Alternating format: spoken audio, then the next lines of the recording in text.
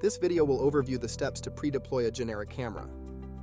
Pre-deployment compatible cameras come equipped with an RJ45 configuration cable, pre-installed for users who want to configure the camera settings before installing the camera. The RJ45 connector is accessible through the small flap shown here. This allows for easy configuration before unpacking the camera. It is recommended not to leave the camera connected during pre-deployment beyond the time and within the ambient temperature shown on the box. Locate and open the flap shown here. It will be labeled config. Next, connect a network cable to the RJ45 plug on the configuration cable.